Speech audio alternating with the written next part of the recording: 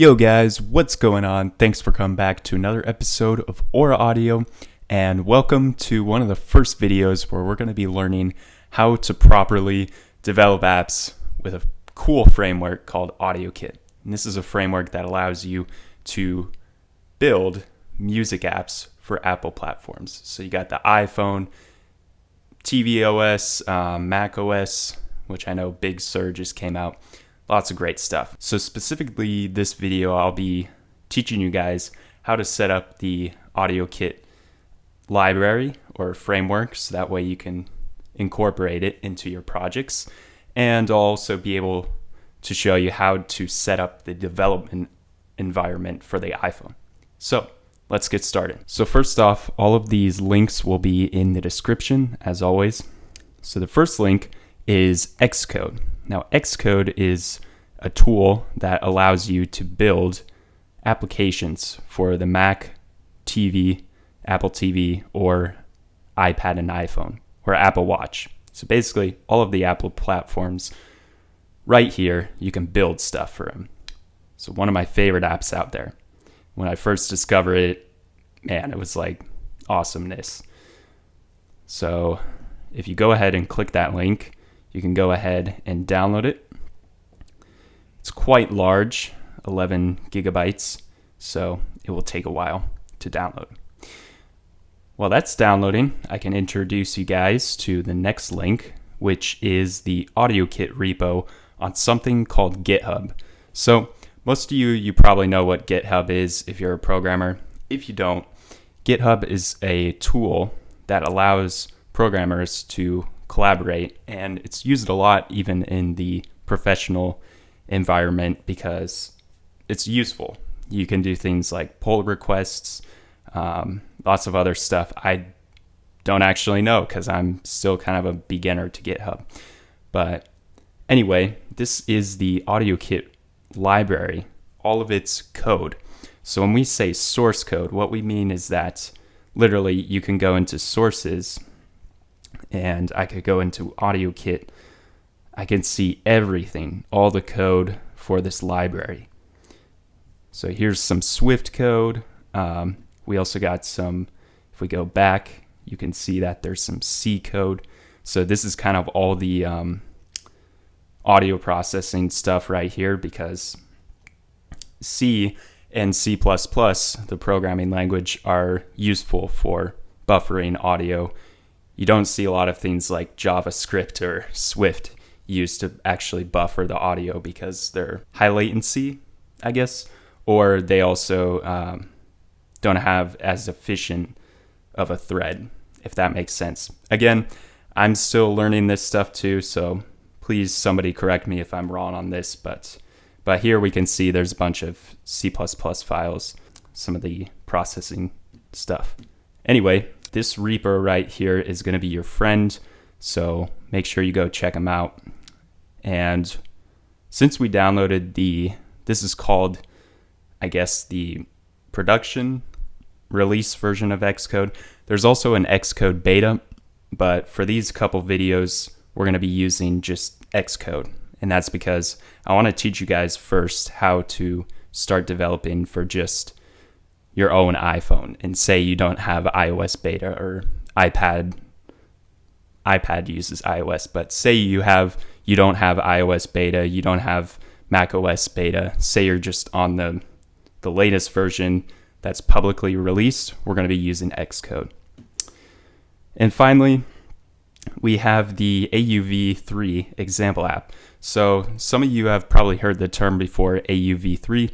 This is the audio plugin format for Apple platforms. So it even exists on the iPhone, which is pretty cool, and the iPad. So it's starting to be used a lot.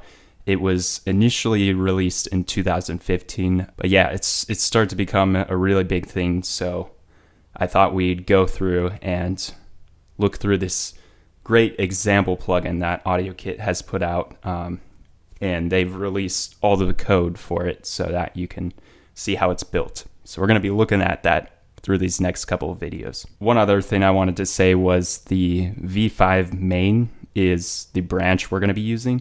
These things right here are called branches. So for each, they're kind of like different versions, I guess. Right now, AudioKit 5, I think, has been released, or it's getting ready to be released.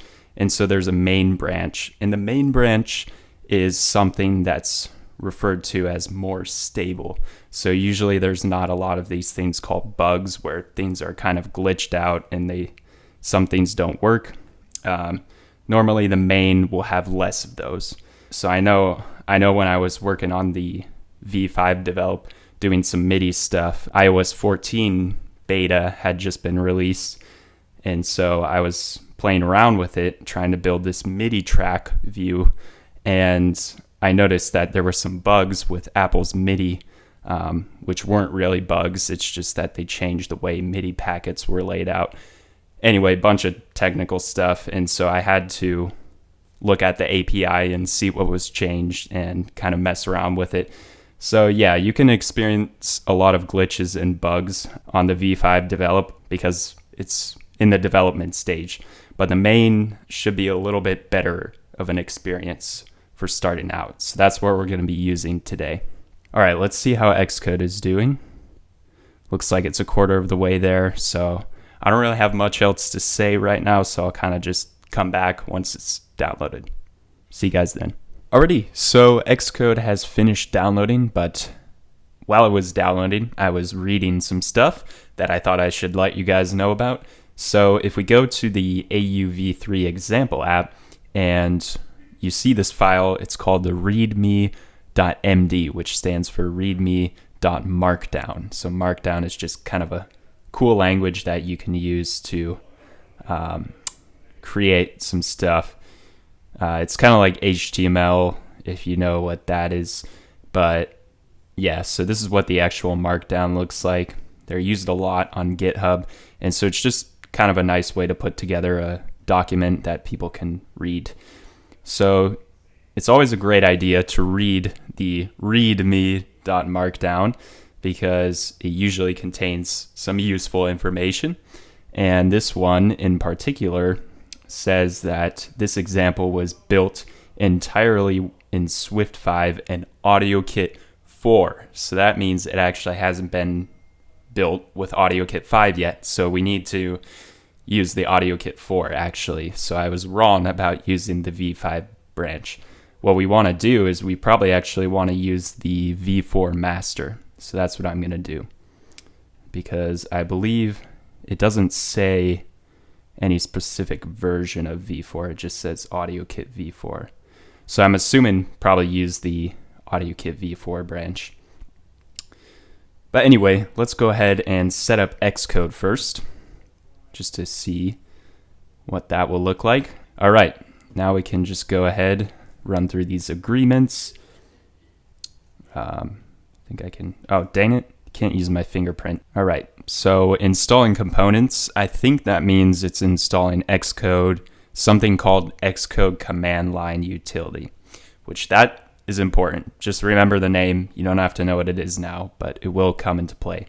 So this is Xcode. Welcome to Xcode. Great. Okay, so we are on Xcode 12.2.